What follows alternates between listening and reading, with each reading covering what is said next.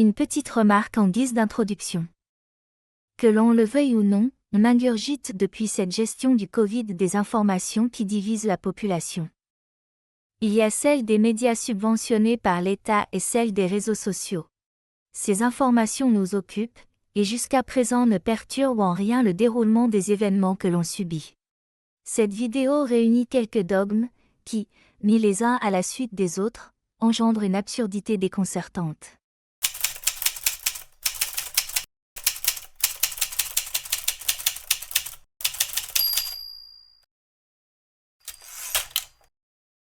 Ah, quel art sublime que celui de prendre tout au premier degré.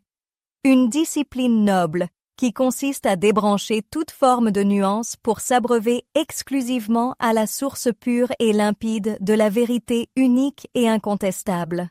Car, soyons honnêtes, pourquoi perdre son temps à questionner, à douter ou à examiner les choses sous plusieurs angles, alors que la simplicité rassurante du dogme est à portée de main? Prenons, par exemple, cette évidence scientifique absolue. Le Covid va tuer des millions de personnes. Il n'y a rien à ajouter, rien à nuancer. C'est une vérité gravée dans le marbre, et il est absolument inutile, voire criminel, de s'interroger sur les statistiques, les tranches d'âge ou la définition même de mort du Covid. Heureusement, la science, cette déesse inflexible mais bienveillante, nous a offert un vaccin. Et quel miracle!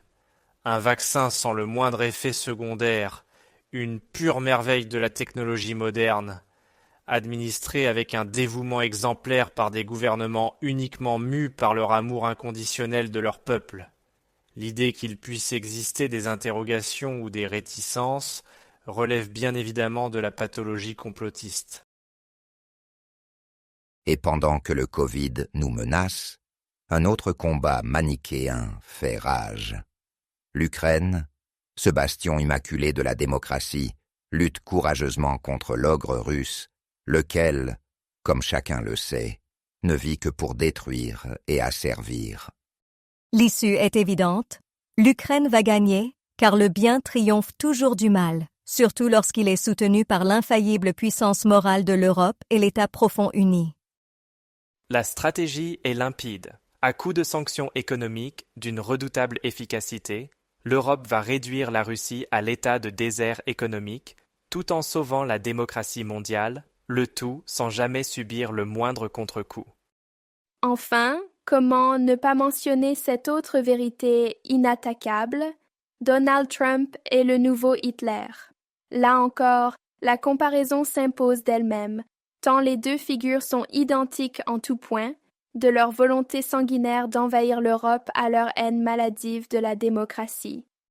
Que quelqu'un ose seulement suggérer que les choses pourraient être un tant soit peu plus complexes, et le tribunal de la vertu veillera à le ramener dans le droit chemin, à coups de dénonciations indignées et de bannissements sociaux.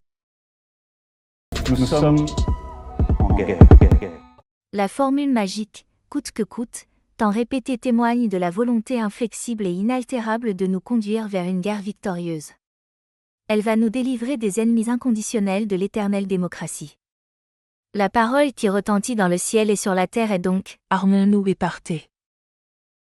Ainsi, dans ce monde merveilleux où le premier degré règne en maître, il n'y a plus à penser, plus à douter, plus à débattre. Le confort intellectuel est total, et la vérité, unique et absolue. Elle veille sur nous comme une mère attentionnée.